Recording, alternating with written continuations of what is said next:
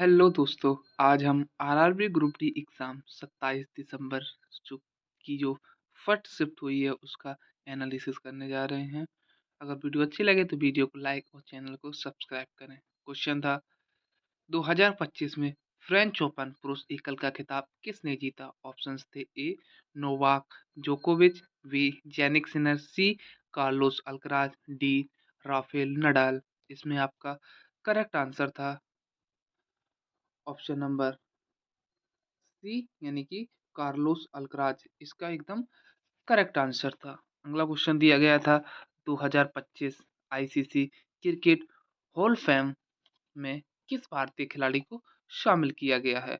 Options दिए गए थे ए विराट कोहली, बी महेंद्र सिंह धोनी, सी सचिन तेंदुलकर और डी राहुल द्रविड़। इसमें आपका करेक्ट आंसर था ऑप्शन नंबर बी यानी कि महेंद्र सिंह धोनी को। अगला क्वेश्चन दिया गया था भारत का सबसे पुराना पक्षी अभयारण्य कौन सा है? ऑप्शंस थे ए केवलादेव घना पक्षी अभयारण्य राजस्थान, बी वेदाथंगल वेदांतंगल पक्षी अभयारण्य तमिलनाडु, सी रंगनाथिट्टू पक्षी अभयारण्य कर्नाटक और डी सुल्तानपुर पक्षी अभयारण्य हरियाणा। इसका करेक्ट आंसर था वेदाथंगल पक्षी अभयारण्य तमिलनाडु यानी कि ऑप्शन नंबर बी एकदम करेक्ट ऑप्शन था। अगला क्वेश्चन दिया गया था 2025 में किस पैरा खिलाड़ी को प्रमुख ध्यानचंद खेल रत्न से सम्मानित किया गया? ऑप्शंस थे ए मरियप्पन थांगवेलुबु, बी प्रवीण कुमार, सी वरुण सिंह भाटी और डी शरद कुमार। इसमें आपका करेक्ट आंसर था ऑप्शन नंबर बी यानी कि प्रवीण कुमार को पैरा एथलेटिक्स में दिया गया। ये ध्यानचंद खेल पुरस्कार हर शिफ्ट में ज्यादातर पूछे जा रहे हैं। ये 4 लोगों को दिए गए हैं, पैरा एथलेटिक्स में प्रवीण कुमार को दिए गए हैं। अगला क्वेश्चन दिया गया था 2025 के म्यांमार भूकंप में जवाब में भारत द्वारा किए गए ऑपरेशन का क्या नाम है? ऑप्शन थे ए ऑपरेशन मैत्री, बी ऑपरेशन राहत, सी ऑपरेशन ब्रह्मा और डी ऑपरेशन दोस्त। इसमें आपका करेक्ट आंसर था सी यानी कि ऑपरेशन ब्रह्मा एकदम करेक्ट था। ऑप्शन नंबर सी एकदम करेक्ट ऑप्शन था। अगला क्वेश्चन दिया गया था 2025 लोरियस बर्ड स्पोर्ट अवार्ड में breakthrough of the year का पुरस्कार किसे दिया गया? ऑप्शन थे A Armando Plantis, B Simone Biles, C Lamine Yamal और डी रियल मैड्रिड। इसमें आपका करेक्ट आंसर था option number C Lamine Yamal एकदम करेक्ट ऑप्शन था। अगला क्वेश्चन दिया गया था मई 2025 में आईएनएस शारदा ने एक द्विपक्षीय मानवीय सहायता और आपदा राहत अभ्यास में भाग लिया है। यह किस देश के साथ आयोजित किया गया था? ऑप्शन थे ए श्रीलंका, बी मालदीव, सी नेपाल और डी भूटान। इसमें आपका करेक्ट आंसर था मालदीव यानी कि ऑप्शन नंबर बी इसका एकदम करेक्ट आंसर था। अगला क्वेश्चन दिया गया था मई 2025 में महात्मा ज्योतिबा बाई फुले की जयंती 2025 में कब मनाई गई थी? ऑप्शन थे ए 22 मार्च, बी 11 अप्रैल, सी 3 जनवरी और डी 15 अगस्त। इसमें आपका करेक्ट आंसर था 11 अप्रैल यानी कि ऑप्शन नंबर बी एकदम करेक्ट ऑप्शन था। अगला क्वेश्चन दिया गया था ग्लोबल पीस इंडेक्स 2025 रिपोर्ट के अनुसार सबसे कम शांतिपूर्ण देश के रूप में किस देश को अंतिम स्थान रखा गया? ऑप्शन थे ए अफगानिस्तान, बी यमन, सी रूस और डी सूडान। इसमें आपका करेक्ट आंसर था रूस यानी कि ऑप्शन नंबर सी एकदम करेक्ट था। अगला क्वेश्चन दिया गया था ट्रांसपेरेंसी इंटरनेशनल द्वारा जारी 2024 के भ्रष्टाचार धारणा सूचकांक में भारत का स्कोर क्या रहा? ऑप्शंस थे ए 25, बी 40, सी 55 और डी 70। इसका लेकिन भ्रष्टाचार सूचकांक में ये 40 की जगह इधर 38 कर लीजिए यानी कि ऑप्शन नंबर बी एकदम करेक्ट था यानी कि 38 स्कोर रहा था। ये एकदम करेक्ट आंसर था यानी कि 38 ऑप्शन में था वही करेक्ट था। अगला क्वेश्चन दिया गया था जल H2O में के एक अणु में कुल कितने परमाणु होते हैं? ऑप्शन से ए 2, बी 3, सी 4 और डी 5। इसमें आपका करेक्ट आंसर था ऑप्शन नंबर बी यानी कि 3 अणु होते हैं। जल का सूत्र होता है H2O, H के 2 अणु और O एक अणु। अगला क्वेश्चन था ऑक्सीजन परमाणु का इलेक्ट्रॉनिक विन्यास क्या होता है? संकेत 2 और 6 से। जैसे ए था ऑप्शन था 1s2 2s2 और 2p2। अगला था बी ऑप्शन था 1s2 2s2 और 2p4।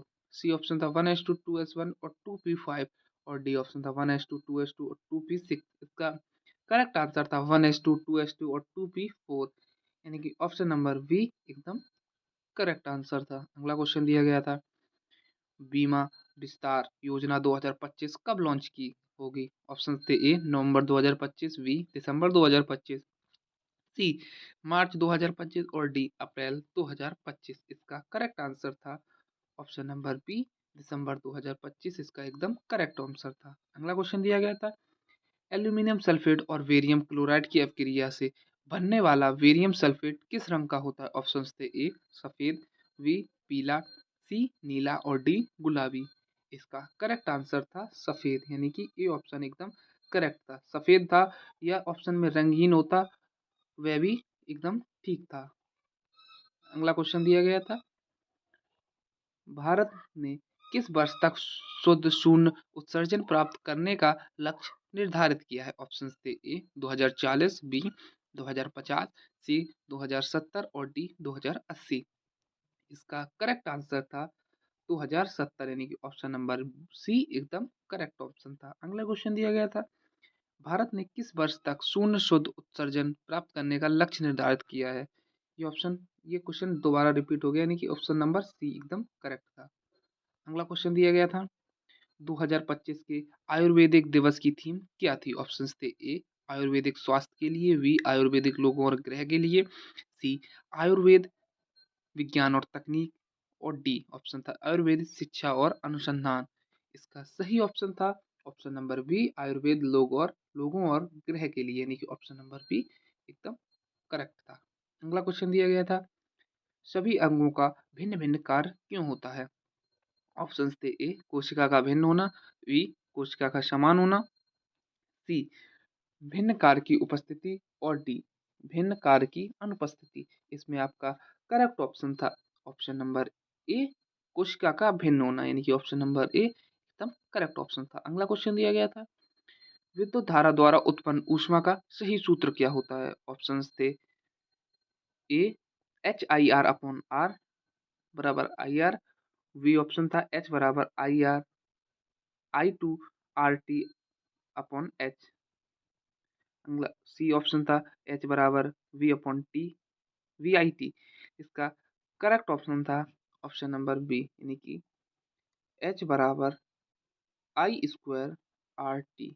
ये एकदम करेक्ट ऑप्शन था। आई स्क्वायर आर टी ये एकदम करेक्ट ऑप्शन था। ये आई स्क्वायर इधर था। ये ऑप्शन नंबर बी एकदम करेक्ट ऑप्शन था। अगला क्वेश्चन दिया गया था यदि एक व्यक्ति का द्रव्यमान m बराबर 75 किलोग्राम है, गुरुत्वीय त्वरण g बराबर 10 मीटर प्रति सेकंड स्क्वायर है और वह 25 सेकंड में 8 मीटर दूरी तय करता है, तो उत्पन्न शक्ति यानी कि पावर का मान क्या होगा? ऑप्शंस थे ए 2240 वाट, बी 150 वाट, सी 300 वाट और डी 320 वाट। इसको हम सीधे ऑप्शन बताएंगे क्योंकि इसको हम पहले ही सॉल्व कर चुके हैं। ऑप्शन नंबर ए यानी कि 240 वाट इसका एकदम करेक्ट आंसर था। ये ऑप्शन में ये आंसर आया था 240 वाट।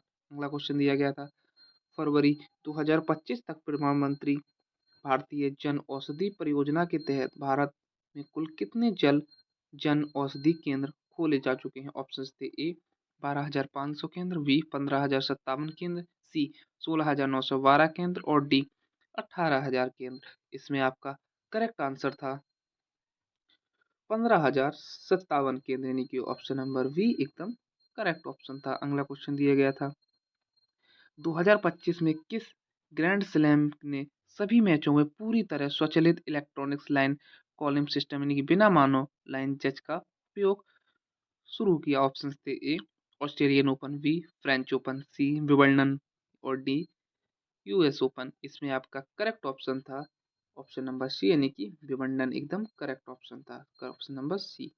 अगला क्वेश्चन था त्वरण का यानी कि जी का सूत्र क्या होता है? सही सूत्र पूछा था। जैसे ऑप्शन था ए बराबर G M upon R square, B option था जी बराबर R square upon G M, C बराबर जी बराबर जी एम आर, और डी ऑप्शन था जी बराबर G R upon M square.